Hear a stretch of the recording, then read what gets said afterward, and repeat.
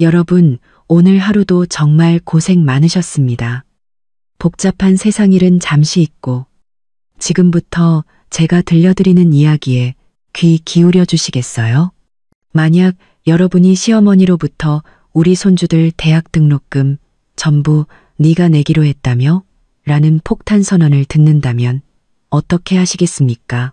여기 결혼 3주년 기념일에 바로 그 폭탄을 맞은 한 여자의 이야기가 있습니다. 친척 여러분, 오늘 이 자리를 빌려 좋은 소식 하나 전하겠습니다. 시어머니의 우렁찬 목소리가 가족 모임의 소란을 갈랐습니다. 높이 쳐든 소주잔 속 투명한 액체가 조명 아래서 눈부시게 빛났죠. 막 갈비찜 한 점을 입으로 가져가려던 제 젓가락이 허공에서 멈췄습니다. 결혼 3주년 기념일, 남편 박지훈 씨와 단둘이 오붓하게 보내려던 계획은 시어머니의 고집으로 20명이 넘는 친척들이 모인 거창한 잔치가 되어버렸죠. 그리고 지금 시어머니의 얼굴에 떠오른 그 익숙한 무언가 계산적인 미소에 등골이 서늘해졌습니다. 우리 서윤이 말이야. 정말 등불 들고 찾아다녀도 없을 착한 며느리야. 시어머니는 다정하게 제 어깨를 감쌌지만 그 손톱은 제 살을 파고들 기세였습니다. 시어머니가 말을 이었습니다. 우리 서윤이가 먼저 나서서 도련님네 쌍둥이 아들들 대학 등록금부터 생활비까지 전부 대주기로 했지. 뭐야, 4년 동안 들어가는 돈 한 푼도 안 받고 싹 다.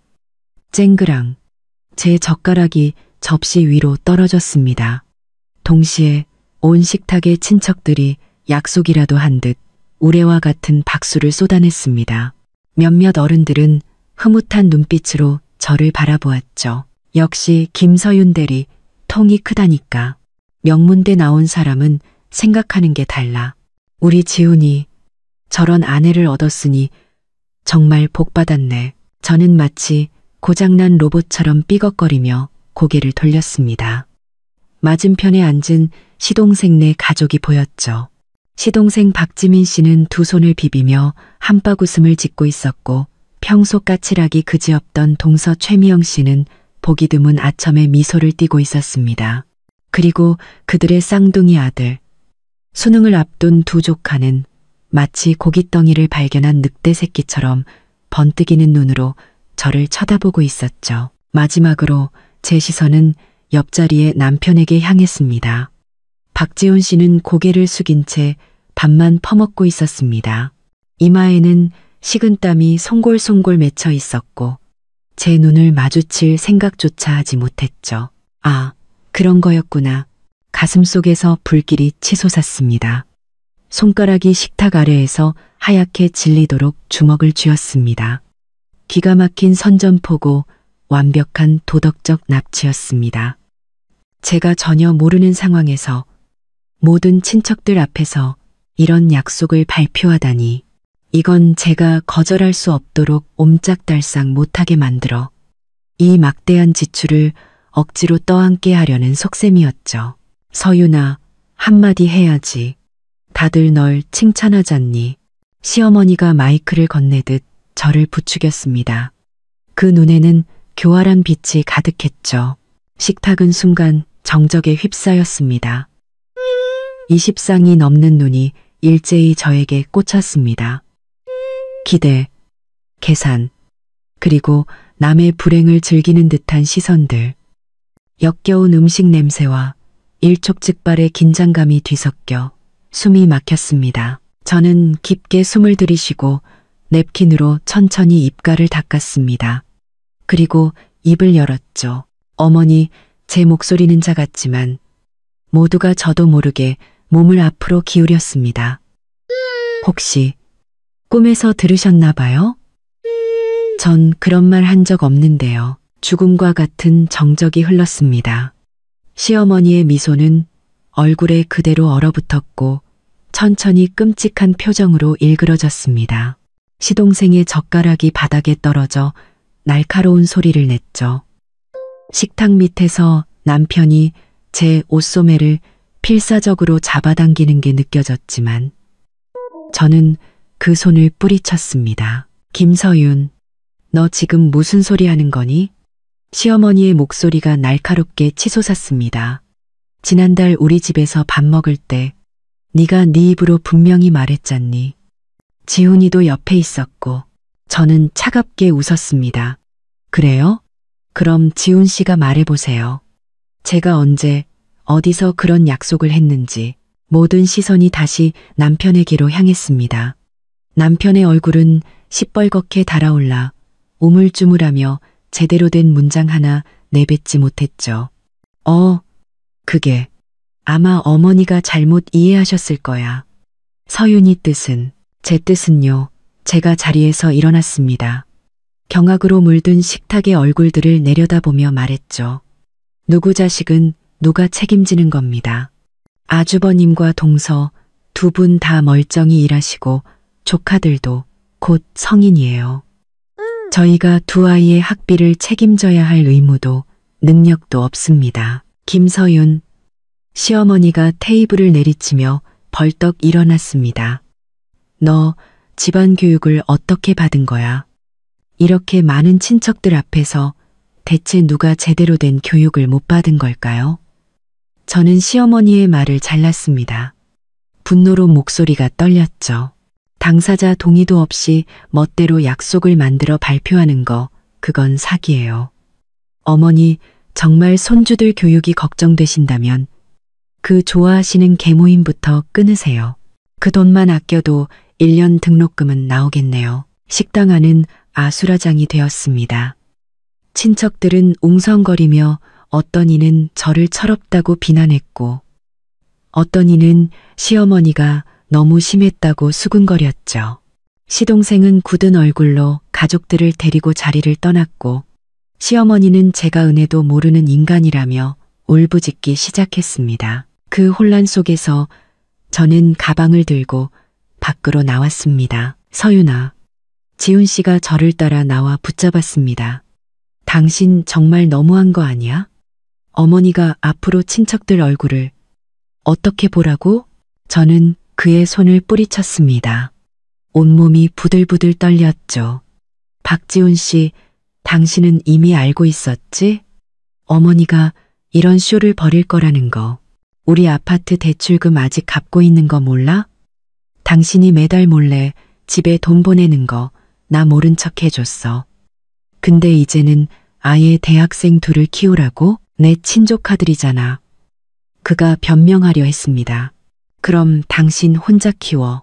저는 택시를 잡아타고 뒤도 돌아보지 않고 차에 올랐습니다. 그리고 어머니한테 전해. 꿈에서는 뭐든지 이룰 수 있다고. 차가 멀어질 때 백미러로 식당 문 앞에 멍하니 서 있는 지훈 씨의 모습과 창문으로 고개를 내밀고 저를 향해 손가락질하는 친척들의 모습이 보였습니다. 손은 여전히 떨렸지만 마음 한편에서는 기묘한 후련함이 밀려왔습니다. 이번만큼은 절대로 타협하지 않을 겁니다. 택시가 아파트 단지 입구에 섰습니다. 문을 어찌나 세게 닫았던지 기사님이 창문을 내리고 무어라 소리쳤지만 들리지 않았습니다. 핏기가 귀로 몰려 윙윙거리고 눈앞에 모든 것이 붉은 안개에 휩싸인 듯 흐릿했죠. 17층까지 올라가는 엘리베이터 안의 시간은 한 세기처럼 길게 느껴졌습니다. 기계적으로 열쇠를 꺼냈지만 손이 너무 떨려 열쇠 구멍에 제대로 꽂을 수가 없었습니다. 3번의 시도 끝에 겨우 문을 열었죠. 서윤아, 등 뒤에서 지훈 씨의 목소리가 들렸습니다. 돌아보니 그가 숨을 헐떡이며 엘리베이터 앞에 서 있었습니다. 넥타이는 삐뚤어져 있고 이마는 땀으로 흥건했죠.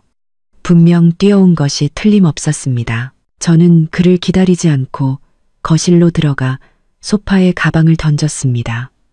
아침에 제가 타놓았던 캐모마일 차가 탁자 위에서 차갑게 식어 있었습니다. 당신 때문에 오늘 내가 얼마나 창피했는지 알아? 지훈 씨가 따라 들어오며 문을 쾅 닫았습니다. 우리 엄마야. 모든 친척들 앞에서 어떻게 그런 식으로 내가 당신을 창피하게 만들었다고? 제가 획 돌아섰습니다. 제 목소리가 아니라고 느껴질 만큼 날카로웠죠.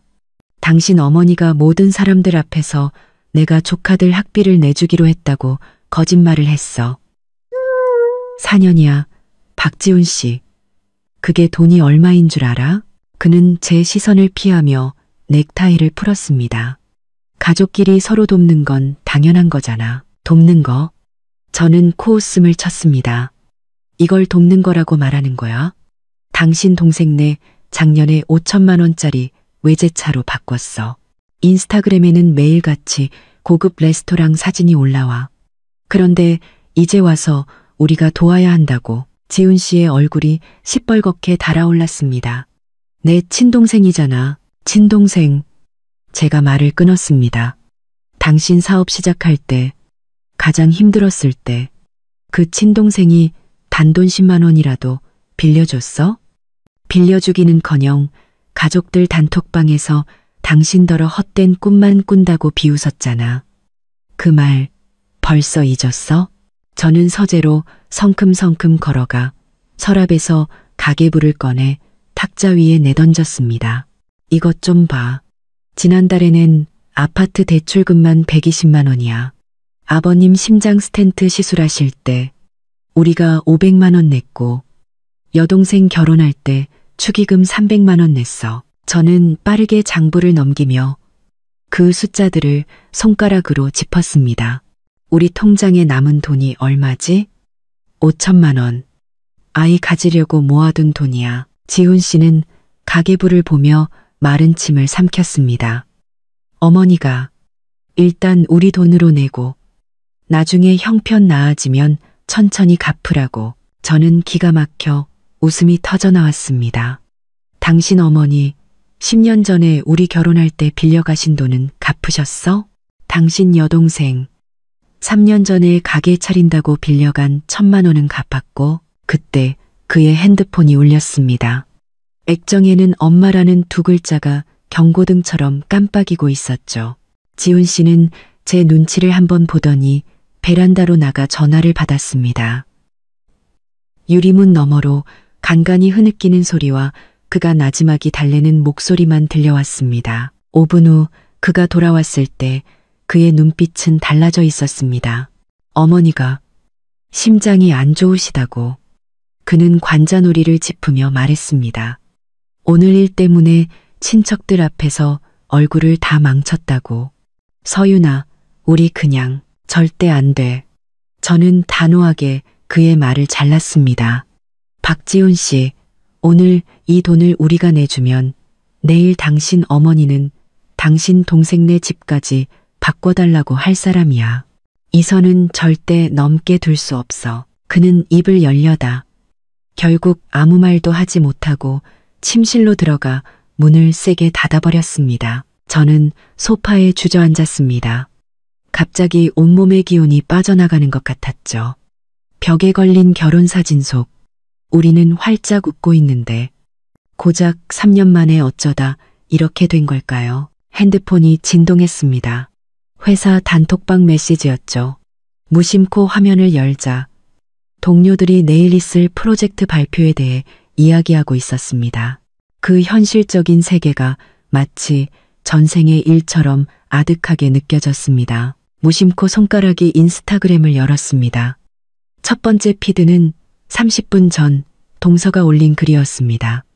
돈 좀 벌었다고 가족도 몰라보는 사람 참 딱하다. 칩칩치. 사진은 다정하게 맞잡은 두 손. 해시태그는 가족이 최고. 의리. 저는 핸드폰을 덮어버렸습니다. 가슴이 답답해 숨을 쉴 수가 없었죠. 욕실 거울 속 제 모습은 눈이 새빨갛고 화장은 번져 마치 미친 여자 같았습니다. 차가운 물을 얼굴에 끼얹어도 속에서 들끓는 불은 꺼지지 않았습니다. 침실에서는 지훈 씨가 등을 돌린 채 자는 척하고 있었습니다. 저는 조용히 옷장을 열어 여분의 이불을 꺼내 손님방으로 향했습니다. 침대에 누워 천장을 바라보았습니다. 3년 전 결혼식 날 시어머니가 제 손을 잡고 이제 너도 내 친딸이라던 모습이 눈앞에 선했습니다. 지금 생각해보니 그분이 원했던 건 그저 말 잘 듣는 현금 인출기였을 뿐입니다. 다음 날 아침 부엌에서 달그락거리는 소리가 들렸습니다. 문을 열자 지훈 씨가 아침을 준비하고 있었습니다. 새까맣게 탄 달 갈프라이와 토스트. 우리는 어젯밤 일은 꺼내지도 않은 채 침묵 속에서 식사를 했습니다. 회사까지 태워다 줄게. 그가 먼저 침묵을 깼습니다. 차 안의 공기는 숨막힐 듯 무거웠습니다. 라디오에서는 아침 뉴스가 흘러나왔고 진행자의 명랑한 목소리가 유난히 거슬렸죠. 서윤아, 신호대기 중에 그가 입을 열었습니다. 어머니가 잘못하신 건 아는데 그래도 내 체면을 봐서라도 당신 체면? 제가 고개를 돌려 그를 보았습니다. 그럼 내 체면은 누가 세워주는데 바보처럼 사람들 앞에서 이용당하고 웃으면서 돈까지 내놓으라고. 그는 핸들을 쥔 손에 힘을 주었습니다. 그래도 우리 가족이잖아. 그럼 나는? 제 목소리가 갑자기 떨려왔습니다. 나는 당신 가족 아니야? 우리의 미래는? 우리 아이는? 그건 하나도 중요하지 않아? 회사 건물이 시야에 들어왔습니다. 차가 멈추기도 전에 저는 문을 열고 내렸습니다. 나 혼자 갈게. 데리러 오지 마. 엘리베이터에 타자 동료 이선화 씨가 다가왔습니다. 서윤 씨, 안색이 왜 이렇게 안 좋아? 무슨 일 있어? 저는 고개를 저으며 억지로 미소를 지었습니다. 점심시간 선화 씨가 제 옆자리에 앉았습니다. 어제 가족 모임 잘 안 됐나 봐? 저는 잠시 망설이다 간략하게 자초지종을 설명했습니다. 어휴, 어른들은 다 그렇지 뭐. 선아 씨가 손을 내저었습니다. 우리 시어머니는 작년에 시동생 집 사줘야 한다고 얼마나 난리셨는데 그냥 1,000만 원 쥐어주고 말았어. 그래도 가족인데 어떡해. 저는 젓가락을 내려놓았습니다. 문제는 저한테는 그럴 능력이 없다는 거예요. 저희 아직 대출금 갚고 있는데 대학생 둘을 어떻게 지원해요? 선아 씨는 의미심장한 눈빛으로 저를 보았습니다. 서윤 씨, 때로는 돈이 중요한 게 아니야. 그렇게 정면으로 부딪히면 중간에 낀 지훈 씨만 힘들어지지. 아, 저는 접시 위에 시금치를 바라보며 입맛을 잃었습니다. 선화 씨의 말은 제가 앞으로 마주할 현실을 비추는 거울 같았죠. 모든 사람들 눈에 저는 철없고 불효막심한 악녀일 뿐이었습니다. 오후 회의 내내 저는 정신을 집중할 수 없었습니다. 부장님이 저를 지목해 발언을 시켰을 때 순간 말이 막혀버렸죠. 회의실의 어색한 침묵이 몇 초간 이어졌습니다. 김 대리, 많이 피곤한가 보네. 부장님이 눈살을 찌푸렸습니다. 주말에 푹 쉬고 월요일에 중요한 클라이언트 미팅 있는 거 잊지 말아요. 퇴근 무렵 하늘에서 비가 내리기 시작했습니다. 우산이 없던 저는 회사 로비에서 택시를 불러야 하나 망설이고 있었죠. 그때 핸드폰 화면이 밝아졌습니다. 지훈 씨의 메시지였습니다. 회사 밑에서 기다릴게. 익숙한 흰색 세단이 길가에 서 있었습니다. 문을 열자 조수석에 해바라기 한 다발이 놓여 있었습니다. 연애할 때 그가 자주 선물하던 꽃이었죠. 아침에 미안했어. 그가 앞만 보며 나지막이 말했습니다. 아까 동생한테 전화해봤는데 자기도 어머니가 갑자기 그런 발표를 할 줄은 몰랐다고 하더라고. 빗방울이 앞 유리를 때렸습니다. 당신은 이미 알고 있었잖아.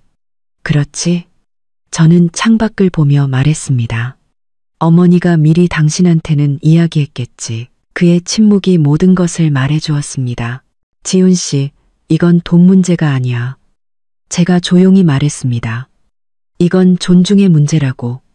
나는 당신 아내지, 당신 내 집 ATM 기계가 아니야. 그가 제 손을 잡았습니다. 축축한 손바닥이었죠. 알아. 그냥 내가 너무 익숙해져서 그래. 어릴 때부터 집안에 무슨 일만 생기면 전부 내가 해결했으니까. 그의 지친 옆모습을 보며 저는 문득 깨달았습니다.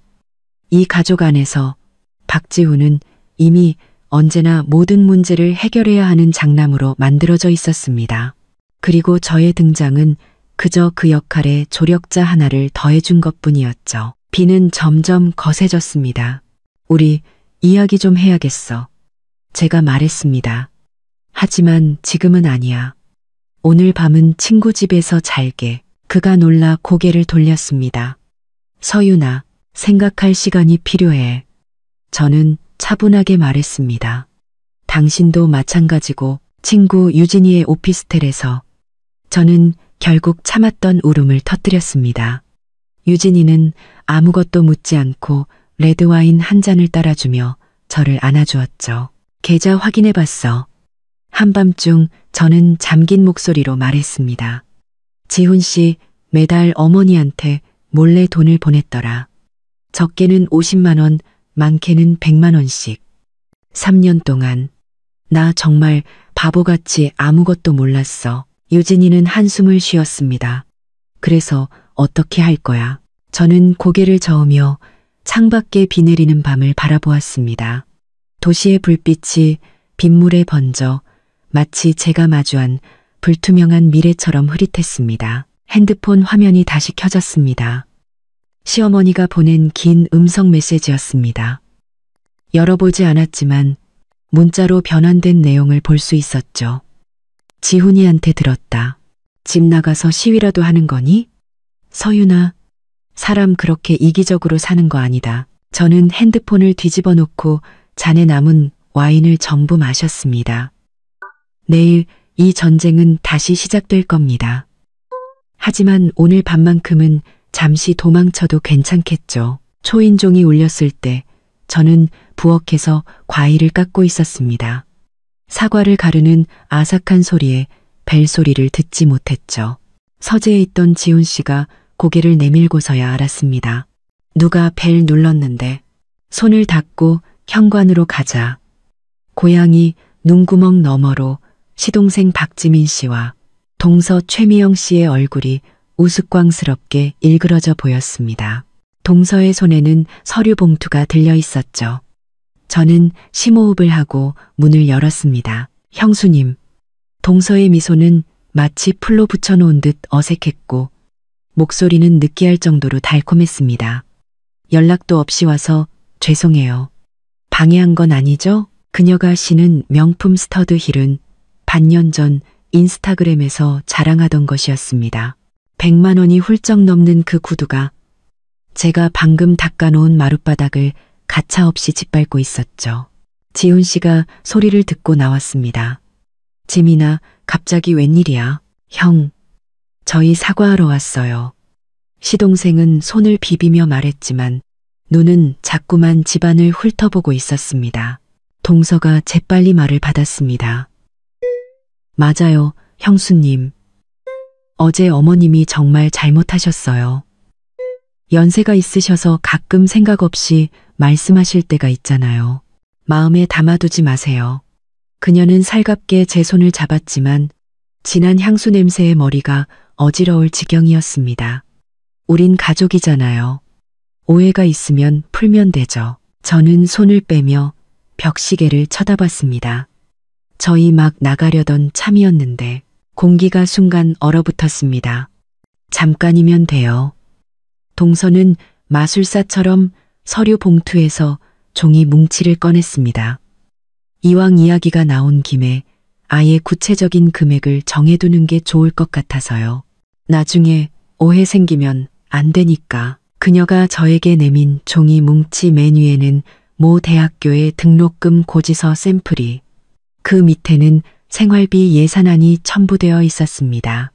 그리고 맨 마지막 장에는 새빨간 펜으로 동그라미 쳐진 눈을 의심하게 만드는 총액이 적혀 있었죠. 1억 2천만 원, 두 아이 4년치니까 대략 이 정도 들더라고요. 동서가 웃으며 말했습니다. 형수님네 힘드시면 분할 납부도 괜찮고요. 제 손가락이 종이 모서리를 구겨뜨렸습니다. 지훈 씨는 옆에서 얼굴이 새하얗게 질려 있었죠. 진심이세요? 저는 그 종이 뭉치를 신발장 위에 던져버렸습니다. 사과하러 와서는 빈손으로 와서 1억을 달라고요? 시동생의 미소가 굳었습니다. 형수님, 말이 좀 심하시네요. 어제 다 약속하신 거 아니었어요? 언제 약속을 했죠? 제 목소리가 커졌습니다. 당신 어머니가 사람들 앞에서 거짓말을 했고, 저는 그 자리에서 아니라고 밝혔어요. 그게 약속한 건가요? 동서의 얼굴이 순식간에 굳어졌습니다.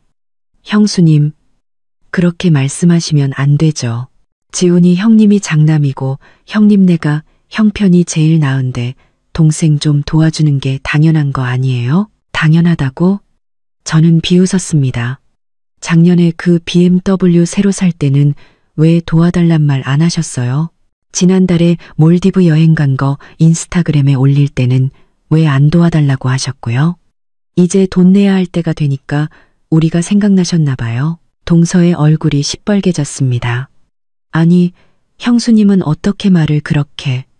서윤아, 지훈 씨가 갑자기 제 말을 끊었습니다. 이야기 좋게 하자. 그는 동생을 향해 말했습니다. 지민아, 이건 너무 갑작스럽잖아. 우리도 요즘 대출금 때문에 힘들어. 형, 시동생의 목소리가 높아졌습니다. 민준이랑 서준이가 형 친족하잖아. 형은 조카들이 등록금 없어서 좋은 대학 못 가는 걸 그냥 보고만 있을 거야? 저는 그가 좋은 대학이라고 말할 때 눈빛이 흔들리는 것을 포착했습니다. 며칠 전 시어머니가 무심코 두 아이의 모의고사 성적이 지방대 갈 수준도 안 된다고 했던 말이 떠올랐죠. 요즘 학자금 대출 잘 나와요. 제가 차분하게 말했습니다. 저희도 다 대출 받아서 대학 다녔어요. 동서의 눈에 갑자기 눈물이 그렁그렁 맺혔습니다. 형수님, 애 안 키워봐서 모르시는구나. 어떻게 자식들 졸업하기도 전에 빚쟁이를 만들어요. 형님네는 능력이 되시잖아요. 그 말은 비수처럼 제 가슴에 꽂혔습니다. 3년째 아이가 생기지 않는 것은 저의 숨겨진 아픔이었죠. 지훈 씨가 버럭 소리쳤습니다. 재수 씨, 어머, 죄송해요, 형수님. 동서가 과장되게 입을 막았습니다. 제가 그런 뜻으로 말한 게 아닌데 그때 주머니 속 핸드폰이 진동했습니다. 엄마였습니다. 평소라면 낮잠을 주무실 시간이었죠. 전화 좀 받고 올게요. 저는 베란다로 나가 문을 닫았습니다. 서윤아, 엄마의 목소리는 지쳐 있었습니다. 방금 네 시어머니한테 전화 왔었다. 저는 핸드폰을 꽉 쥐었습니다. 뭐라고 하시던가요? 네가 불효막심하다더구나. 시댁이래 나 몰라라 한다고. 너 때문에 양가 사이가 나빠질 거라고도 하고. 엄마는 한숨을 쉬었습니다. 네가 그 돈 안 내주면 앞으로 명절 때 우리 집에 올 생각도 말라고 하더라. 저는 온몸이 부들부들 떨렸습니다. 엄마를 협박까지 했다고요? 서윤아, 엄마가 내 일에 간섭하려는 건 아니야. 엄마가 조용히 말했습니다. 다만 네가 혼자 거기서 고생할까봐 걱정이 돼서. 저는 유리문 너머를 보았습니다. 지훈 씨는 동생과 머리를 맞대고 무언가 속삭이고 있었고, 동서는 우리 집 거실 장식품들을 하나하나 만져보며 값을 매기는 듯한 눈으로 훑어보고 있었죠. 그것들은 지훈 씨와 제가 하나하나 발품 팔아모은 우리의 살림살이였습니다. 엄마, 신경 쓰지 마세요. 저는 목소리가 떨리지 않도록 애썼습니다. 제가 알아서 할게요. 전화를 끊고 베란다에서 3번 심호흡을 했습니다. 초봄의 바람은 아직 차가웠지만 가슴속에 불길을 식히기엔 역부족이었습니다. 시어머니가 감히 우리 부모님까지 괴롭히다니. 이 막장 드라마는 여기서 끝내야 했습니다. 저는 문을 열고 거실로 돌아갔습니다. 세 사람의 시선이 동시에 저에게 꽂혔죠. 분명히 하죠. 저는 시동생을 똑바로 쳐다보며 말했습니다. 저희 그 돈 못 내줘요. 단 한 푼도요. 시동생의 얼굴이 순식간에 어두워졌습니다. 형수님, 사람 그렇게 야박하게 구는 거 아닙니다. 야박하다고요? 저는 비웃었습니다. 두 분 합쳐서 연봉이 1억이 넘잖아요. 작년에는 차 바꾸고 명품 사고 해외여행 다니시더니 이제 와서 저희한테 돈 없다고 우는 소리 하시는 거예요? 동서가 벌떡 일어났습니다. 김서윤 씨, 우리가 좋게 말로 하니까 사람을 우습게 봐요? 말로 하자고요? 저는 신발장 위에 종이 뭉치를 가리켰습니다. 등록금 고지서 들고 찾아온 게 말로 하자는 거예요? 이건 그냥 돈 뜯어내러 온 거잖아요. 지훈 씨가 끼어들려 했습니다. 다들 진정하고, 형은 그냥 형수님이 우리 무시하는 거 보고만 있을 거야? 부모님이 형을 어떻게 키웠는데. 시동생이 갑자기 소리를 질렀습니다. 그 말이 스위치라도 된 듯 지훈 씨의 표정이 변했습니다. 지민아, 말 조심해. 내가 틀린 말 했어? 시동생이 비웃었습니다. 어릴 때부터 집에서 뭐 좋은 거 생기면 다 형 차지였잖아. 이제 와서 동생 좀 도와달라니까 남의 편만 들고. 제 목소리가 하늘을 찔렀습니다. 박지민 씨, 여긴 우리 집이에요. 당장 나가세요. 동서가 서류 뭉치를 가방에 쑤셔 넣었습니다. 됐어, 여보, 갑시다. 저렇게 잘나셨으니 앞으로 조카들 얼굴 볼 생각도 마시라지. 그녀는 시동생을 끌고 현관으로 향했습니다. 두고 봐. 앞으로 명절 때 어떻게 얼굴 들고 오나. 문이 천지가 흔들릴 듯 세게 닫혔습니다. 거실에는 시계의 째깍거리는 소리만 남았죠. 지훈 씨가 소파에 주저앉으며 머리를 감쌌습니다. 이제 만족해? 그가 퉁명스럽게 말했습니다. 내 동생 쫓아냈으니 속이 시원해. 저는 그를 마주 보았습니다. 그럼 어떻게 했어야 했는데요? 웃으면서 1억짜리 수표라도 써줘야 했어요. 그런 뜻이 아니잖아. 그가 신경질적으로 머리를 헝클었습니다. 말을 꼭 그렇게까지 해야 했냐고. 내 친동생이잖아. 박지훈 씨, 저는 그의 맞은편에 앉았습니다. 당신 사업 힘들 때 동생한테 돈 빌리러 갔다가 무슨 소리 들었는지 기억 안 나? 그는 당신더러 헛된 꿈 버리고 안정적으로 월급이나 받으라고 했어. 내가 한 글자 한 글자 똑똑히 기억해. 이제 자기가 돈이 필요하니까 형이 있다는 게 생각났나 보지? 지훈 씨의 핸드폰이 다시 울렸습니다. 그가 액정을 보더니 얼굴이 더욱 굳어졌습니다. 엄마야, 받지 마. 제가 말했지만 그는 결국 전화를 받았습니다. 수화기 너머로 시어머니의 날카로운 목소리가 들려왔습니다. 스피커폰이 아니었음에도 그 내용은 똑똑히 들렸죠. 지훈아, 내 동생이 울면서 집에 왔다. 김서윤, 그 엑스이 어떻게 가족한테 그럴 수가 있니? 내가 분명히 말하는데 이거 그냥 안 넘어가. 너희가 그 돈 안 내주면 앞으로 나를 엄마라고 부를 생각도 마. 지훈 씨가 애원했습니다. 엄마, 제발 이러지 마세요. 우리 차근차근 이야기해요. 이야기는 무슨 놈의 이야기? 시어머니의 목소리에 갑자기 울음이 섞였습니다. 내가 널 어떻게 키웠는데 이런 배은망덕한 놈을. 내 마누라가 동생을 저렇게 무시하는데 넌 찍소리도 못하고. 제가 핸드폰을 확 낚아챘습니다. 어머니, 잘 들으세요. 첫째, 저는 약속한 적 없습니다. 둘째, 저희는 그럴 능력 없습니다. 셋째, 다시는 저희 부모님께 연락하지 마세요. 수화기 너머는 2초간 조용했습니다. 그리고 귀를 찢는 듯한 이 미친 X 하는 욕설과 함께 뚜뚜뚜 하는 소리가 들려왔습니다. 지훈 씨가 저를 멍하니 바라보았습니다. 마치 처음 보는 사람처럼요. 서윤아, 그의 목소리가 갈라졌습니다. 그래도 우리 엄마인데 방금 어머니가 저한테 뭐라고 하셨는지 들었죠? 저는 핸드폰을 소파에 던졌습니다. 박지훈 씨, 우리 이야기 좀 해야겠어요. 창밖은 어두워지고 먹구름이 낮게 깔려 있었습니다. 곧 폭풍우가 쏟아질 기세였죠. 제가 불을 켜자 갑작스러운 빛에 우리 둘 다 눈을 찡그렸습니다. 서재로 가요. 가계부도 챙기고요. 서재에서 저는 노트북을 켜고 우리의 공동 가계부 파일을 열었습니다.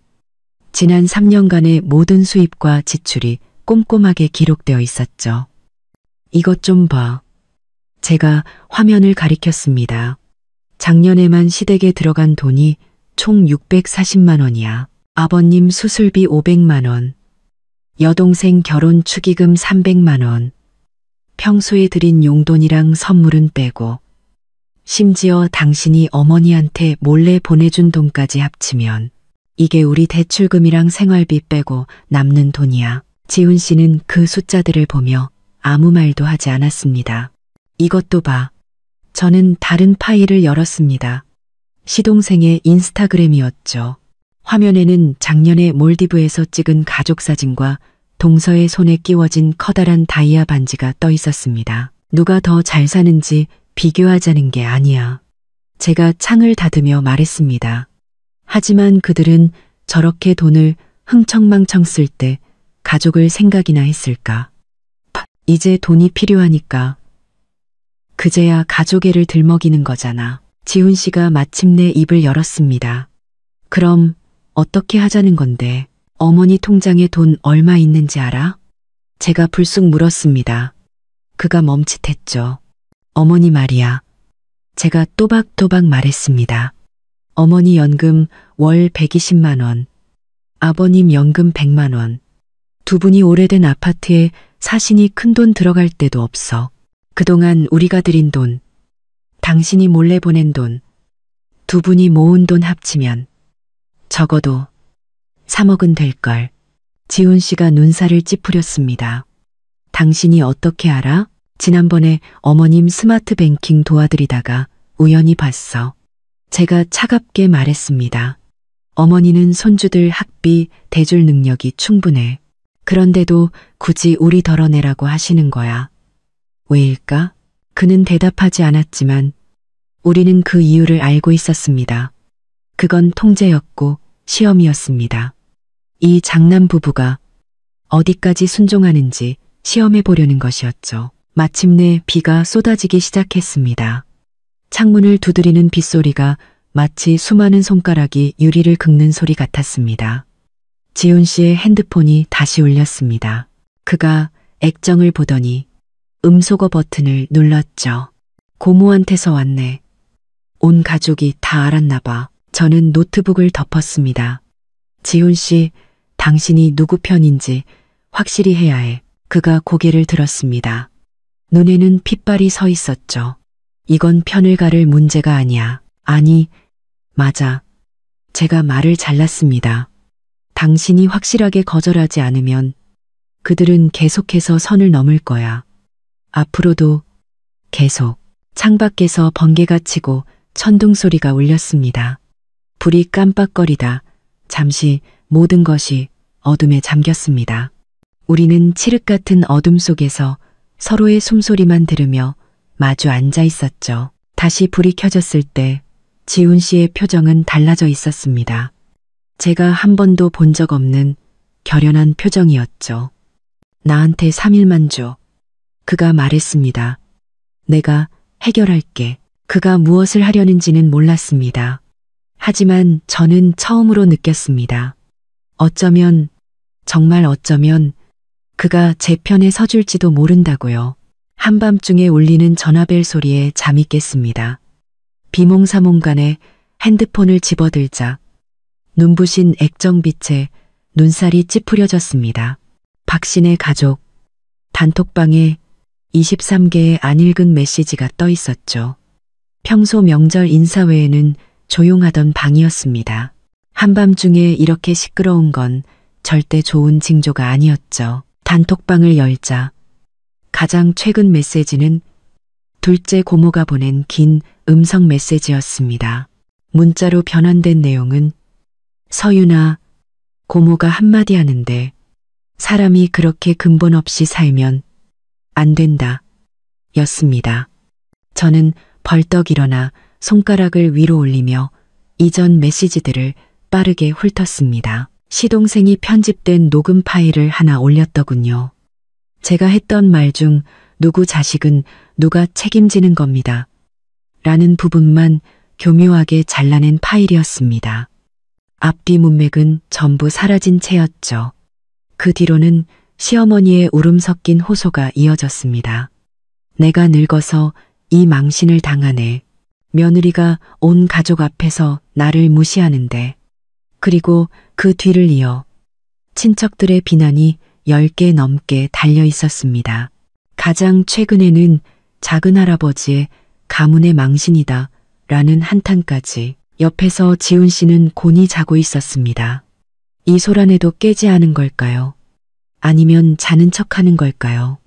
손가락이 화면 위에서 떨렸습니다. 두려워서가 아니라 분노 때문이었습니다. 악의적인 편집 녹음, 흑백을 뒤집는 호소, 가족 단톡방에서 공개적으로 저를 심판하고 있었습니다. 저는 심호흡을 하고 입력창을 열었습니다. 어르신들, 밤늦게 죄송합니다. 이왕 다들 깨어 계시니 이야기의 전체 버전을 들어보시는 건 어떨까요? 그리고 저는 음성 녹음 버튼을 눌렀습니다. 가장 차분한 목소리로 그날 가족 모임에서 있었던 일을 처음부터 끝까지 설명했습니다. 시어머니가 어떻게 제 약속을 날조했는지, 시동생 부부가 어떻게 등록금 고지서를 들고 찾아왔는지, 그리고 시어머니가 어떻게 전화로 저를 모욕하고 저희 부모님까지 협박했는지 60초짜리 음성 메시지를 보낸 후 단톡방은 2분간 죽은 듯이 조용했습니다. 그리고 둘째 고모가 침묵을 깼죠. 서윤아, 설령 어머님이 잘못하셨다 해도 아랫사람이 좀 참으면 될 일을 꼭 이렇게 시끄럽게 만들어야겠니? 작은 할아버지가 뒤를 이었습니다. 지훈이가 장남이니 장남의 도리를 해야지 동생 돕는 게 당연한 거 아니냐. 사촌 언니는 고개를 젓는 이모티콘과 함께 메시지를 보냈습니다. 서윤아, 너 연봉 1억 넘는다며? 그 돈이 너한테는 푼돈 아니니? 저는 기가 막혀 웃음이 나왔습니다. 이 사람들은 진실에는 관심이 없었습니다. 그저 장남은 희생해야 한다는 낡아빠진 관념을 지키고 싶을 뿐이었죠. 지훈 씨의 핸드폰 화면도 불이 켜졌습니다. 그제야 그가 깨어난 듯 눈을 비비며 단톡방 메시지를 보더니 얼굴이 새하얗게 질렸습니다. 서윤아, 그가 잠긴 목소리로 말했습니다. 단톡방에서 싸우지 마. 사실을 말하고 있는 거야. 제가 차갑게 대꾸하며 계속해서 화면을 두드렸습니다. 이번에는 스크린샷을 올렸습니다. 우리 집 지난 1년간의 지출 내역, 아파트 대출 상환 기록, 그리고 시동생네가 몰디브에서 휴가를 즐기는 인스타그램 사진까지. 이게 저희 집의 현실적인 경제 상황입니다. 아직도 저희가 이 돈을 내야 한다고 생각하시는 분이 계시다면 연수입 1억이 넘고 방금 새 차를 뽑은 시동생네가 왜 학비를 낼 수 없는지부터 설명해 주시죠. 단톡방은 다시 침묵에 빠졌습니다. 지훈 씨는 옆에서 좌불안석이었죠. 마침내 시어머니가 나섰습니다. 김서윤, 우리 집안일을 왜 단톡방에다 떠벌리는 거니? 지훈아, 너는 마누라가 내 어미를 이렇게 욕보이는데 가만히 보고만 있을 셈이냐? 지훈 씨가 핸드폰을 붙잡고 빠르게 타자를 쳤습니다. 엄마, 다들 진정 좀 하세요. 그의 어정쩡한 태도에 가슴이 답답해졌습니다. 제가 옳다는 것을 알면서도 단 한마디의 지지도 해주지 못하는 그가 원망스러웠습니다. 단톡방은 다시 시끄러워졌습니다. 온갖 친척들이 저를 철없고 불효막심하다고 공격하기 시작했죠. 심지어 어떤 분은 제가 결혼할 때 예단을 너무 적게 해왔다며 애초에 시집올 마음이 없었다는 말까지 꺼냈습니다. 기가 막힌 건 이모의 말이었습니다. 여자가 돈을 아무리 잘 벌어봤자 시집온 사람이면 시댁의 보탬이 돼야지. 팔이 안으로 굽어야 하는 거 아니냐. 이 터무니없는 말들을 보며 저는 갑자기 모든 게 피곤해졌습니다. 이건 토론이 아니었습니다. 이건 소수 의견에 대한 집단 린치였죠. 그들은 옳고 그름이 아니라 저의 복종 여부에만 관심이 있었습니다. 지훈 씨는 여전히 단톡방에서 상황을 무마하려는 듯한 말만 하고 있었습니다. 저는 알림을 끄고 핸드폰을 던져버렸습니다. 언제까지 그렇게 살 거야? 제가 물었습니다. 그들이 틀렸다는 걸 알면서도 옳은 소리 한마디 못하고 그가 핸드폰을 내려놓고 두 손으로 얼굴을 감쌌습니다. 서윤아, 내 가족이잖아. 그럼 나는? 제가 나지막이 물었습니다. 나는 뭔데? 그는 대답이 없었습니다. 창밖으로 구급차 사이렌 소리가 밤의 정적을 갈랐습니다. 다음 날 아침, 우리는 마치 모르는 사람처럼 침묵 속에서 아침을 먹었습니다. 지훈 씨의 핸드폰은 계속 진동했지만 그는 쳐다보지도 않았죠. 나 출근할게. 그가 남긴 마지막 말이었습니다. 저는 반차를 냈습니다. 지훈 씨가 나간 후 저는 노트북을 켜고 진작 했어야 할 일을 시작했습니다. 우리의 재정 상황을 완벽하게 정리하는 것이었죠. 스마트 뱅킹 앱을 열었을 때 어제자 이체 내역 하나가 눈에 띄었습니다. 지훈 씨가 한 계좌로 1,000만 원을 보낸 기록. 메모는 생활비. 그 계좌는 시어머니의 것이었습니다. 저는 그 기록을 보며 손끝이 차가워졌습니다. 3일만 시간을 달라던 그의 말이 이런 식으로 해결될 줄이야. 그는 제 등 뒤에서 몰래 돈을 보내 이 사태를 무마하려 했던 겁니다. 더 마음이 아팠던 건 그가 굳이 이 갈등이 터진 후에 돈을 보냈다는 사실이었습니다. 마치 시어머니에게 보세요. 저는 어머니 편이에요. 저 며느리가 문제일 뿐이라고 말하는 것 같았죠. 지난 3년 저는 우리가 함께 우리만의 가정을 꾸리고 있다고 믿었습니다. 하지만 그의 마음속에서 저는 언제나 박신의 가족 다음 순이었던 겁니다. 핸드폰이 다시 진동했습니다. 친구 유진이의 메시지였습니다. 너 괜찮아? 방금 회사에서 이선아 씨가 너희 집 난리 났다면서 떠들고 다니던데. 이선아. 회사에서 오지랖 넓기로 유명한 사람이었죠. 그가 어떻게 알았을까요? 저는 유진이에게만 이야기했는데 설마 지훈 씨가 다른 사람에게 말했거나 아니면 최악의 경우 시댁 쪽 누군가가 이선화 씨를 아는 것이겠죠. 숨이 턱 막혔습니다. 이 전쟁은 이제 가정에서 직장으로 번지고 있었습니다. 저는 필수품 몇 개를 챙겨 지훈 씨에게 메시지를 보냈습니다. 당분간 유진이네 가 있을게. 찾지 마. 그는 답장이 없었죠. 저녁이 되어서야 메시지가 왔습니다. 서윤아, 그 돈은 그냥 일단 상황을 진정시키려고 보낸 거야. 우리 이야기 좀 하자. 저는 답하지 않았습니다. 유진이의 오피스텔은 작지만 아늑하고 조용했습니다. 그는 따뜻한 차를 내어주며 딱 한마디만 했습니다. 너희 집 가계부 한번 볼 수 있을까? 제가 모든 청구서와 이체 내역을 표로 정리했을 때 유진이조차 혀를 내둘렀습니다. 3년 동안 시댁에 들어간 돈만 4천만 원이 넘어 명절 용돈이랑 선물 빼고 저는 씁쓸하게 고개를 끄덕였습니다. 숫자는 거짓말을 하지 않았습니다.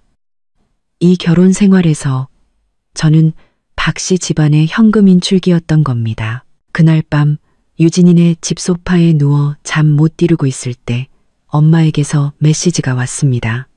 서윤아, 네 시어머니가 또 전화했었다. 네가 불효막심해서 지훈이랑 이혼시키겠다고 하더라. 저는 그 메시지를 보며 눈물을 터뜨렸습니다. 슬퍼서가 아니라 분노 때문이었습니다. 시어머니는 감히 이 결혼을 담보로 저를 협박하고 있었습니다. 단지 제가 그의 작은 아들을 무조건적으로 부양하는 것을 거부했다는 이유만으로요. 저는 눈물을 닦고 답장했습니다. 엄마, 신경 쓰지 마세요. 이번엔 절대 안 져요. 다음 날 출근하자 이선화 씨가 어김없이 다가왔습니다.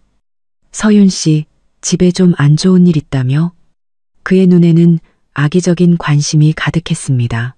부장님께 말씀드려서 업무 좀 줄여달라고 할까? 저는 그의 눈을 똑바로 쳐다보며 말했습니다. 걱정해 주셔서 고마운데요. 제 가정 생활도 회사 생활도 아무 문제 없어요. 오히려 선아 씨야말로 남의 이야기 옮기는 거 그렇게 좋아하시면 기자나 해보시죠. 그의 얼굴이 굳어지더니 뻘쭘하게 자리를 떴습니다. 하지만 저는 알았죠. 이건 시작에 불과하다는 것을요. 점심시간 지훈 씨에게서 메일이 왔습니다.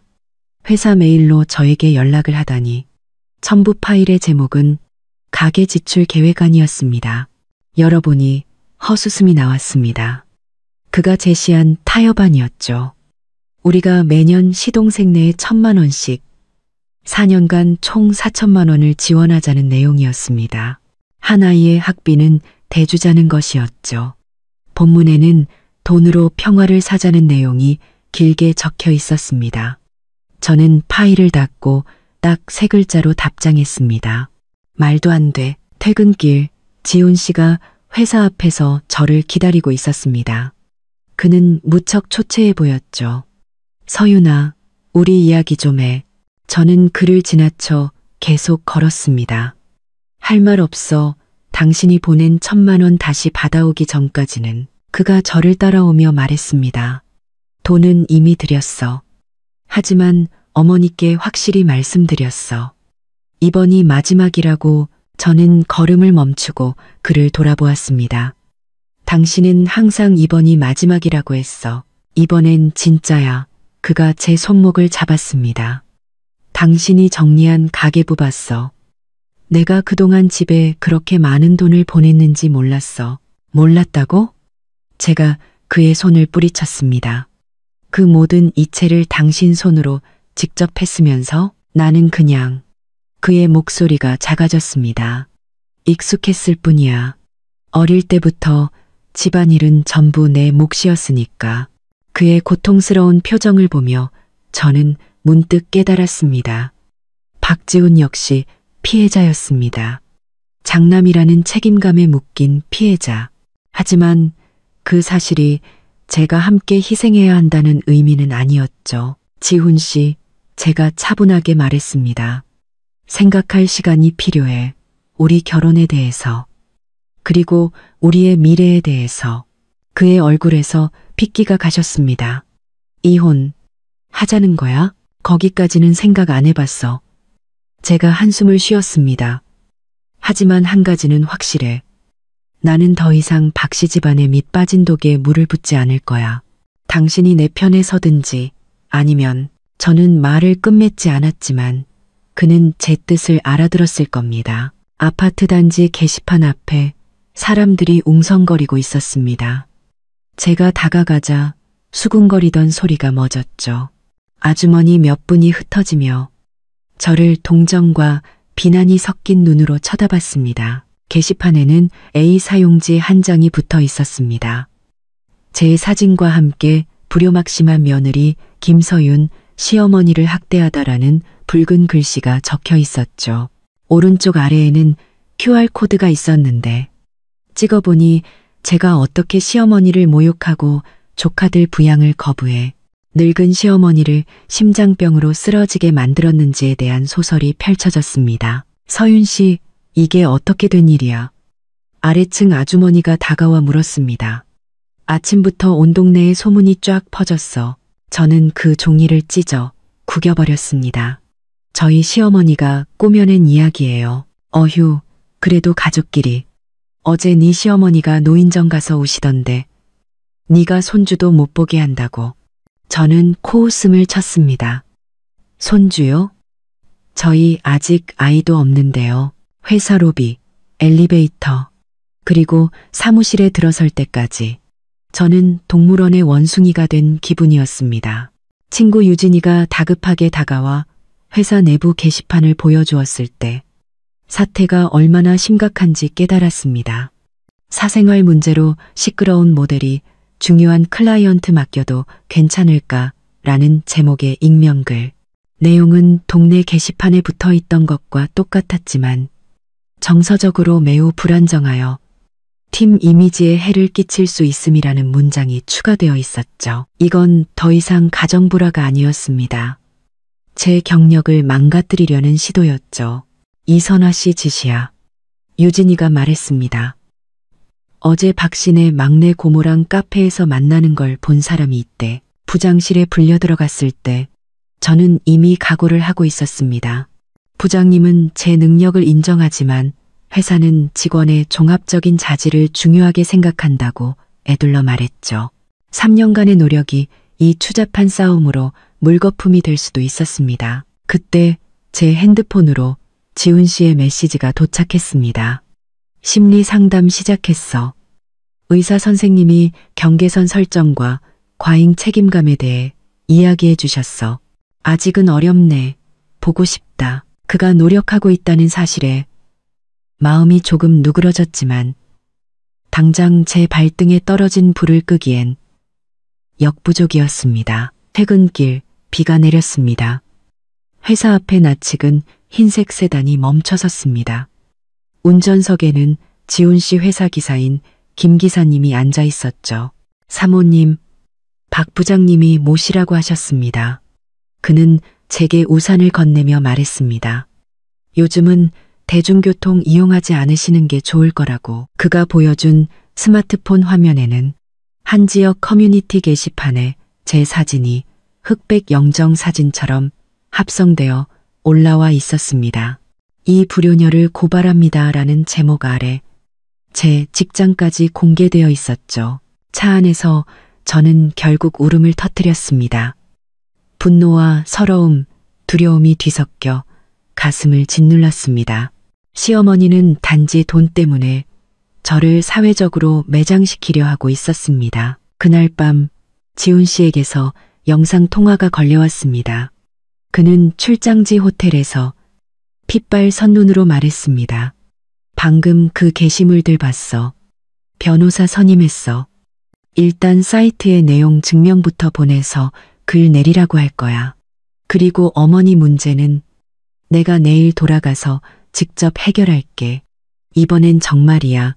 약속할게. 다음 날 지훈 씨가 보낸 퀵서비스 봉투 안에는 시어머니 명의의 은행카드와 잔액 확인해봐. 돌아가서 이야기하자라는 메모가 들어있었습니다. 노트북으로 잔액을 확인했을 때 저는 숨을 쉴 수가 없었습니다. 예금 잔액만 3억 7천만 원. 펀드와 예금을 합치면 총 자산이 5억을 훌쩍 넘었습니다. 거래 내역을 보니 시동생이 매달 200, 300만 원씩 대출금 상환 명목으로 돈을 보내고 있었고 시어머니는 그 돈과 자식들이 보내주는 용돈으로 여행을 다니고 개모임을 하며 호화롭게 살고 있었습니다. 지난달 생활비가 부족하다며 울던 시어머니에게 지훈 씨가 50만 원을 보냈던 기록도 선명했죠. 그때 지훈 씨에게서 전화가 왔습니다. 그는 막내 고모를 통해 이 카드를 받았다고 했습니다. 그래서 이제 어떻게 할 거야? 제가 물었습니다. 당신 어머니는 5억이 넘는 자산을 가지고 있으면서 우리더러 조카들 학비 1억을 내라고 한 거야. 오늘 저녁 가족 회의를 할 거야. 어머니, 지민이, 그리고 당신과 나 이제 모든 걸 끝내야 해. 그의 목소리는 그 어느 때보다 단호했습니다. 저녁 아파트 커뮤니티 회의실에 시어머니와 시동생이 먼저 와 있었습니다. 지훈 씨가 노트북을 프로젝터에 연결하자 벽면 가득 시어머니의 은행 거래 내역이 떠올랐습니다. 시동생의 얼굴은 하얗게 질렸고 시어머니는 그 자리에 얼어붙었죠. 어머니, 설명 좀 해주시죠. 통장에 5억이 넘는 돈이 있으면서 왜 저희더러 1억을 내라고 하셨습니까? 시어머니는 그것이 자신의 노후 자금이라며 제가 아들을 홀려 집안을 망치고 있다고 소리쳤습니다. 지훈 씨는 이어서 시동생의 사치스러운 인스타그램 사진들과 시어머니가 며느리가 돈을 안 주면 회사에 찾아가서 망신을 주라고 말하는 통화 녹음 파일을 공개했습니다. 시어머니는 찻잔을 제게 던지며 발악했지만 지훈 씨는 서윤이한테 손끝 하나만 더 대봐 라며 버럭 소리를 질렀습니다. 그리고는 어머니에게 최후 통첩을 날렸죠. 모든 사람들에게 사과하고 바로잡으시든지 아니면 저와 연을 끊으시든지 둘 중 하나를 선택하세요. 그날 이후 시어머니는 급격히 무너졌습니다. 시동생은 투자 사기로 거액의 빚을 졌고 결국 집을 팔아 빚을 갚아야 했죠. 모든 것을 잃은 작은 아들이 다 형 때문이야. 라며 원망하자 시어머니는 처음으로 자신의 잘못을 인정하며 눈물을 흘렸습니다. 그리고 제게 또 저희 엄마에게 처음으로 사과의 전화를 걸어왔습니다. 세월이 흘러 우리의 결혼 4주년 기념일. 지훈 씨는 새로 꾸민 베란다에서 촛불 저녁 식사를 준비했습니다. 당신 덕분에 건강한 사랑이 뭔지 배우게 됐어. 그의 말 한마디에 지난 시간의 모든 아픔이 눈 녹듯 사라지는 것 같았습니다. 멀리 도시의 불빛이 반짝이고 가까이에서는 촛불이 따스하게 흔들렸습니다. 우리는 와인잔을 부딪혔습니다. 맑고 경쾌한 소리가 울려 퍼졌죠. 앞으로의 길에 또 어떤 시련이 닥칠지 모르지만 이제 우리는 함께였습니다. 사랑하지만 서로의 경계를 존중하고 함께하지만 각자의 삶을 지지하는 것. 그것이 우리가 함께 찾은 진짜 결혼의 모습이었습니다.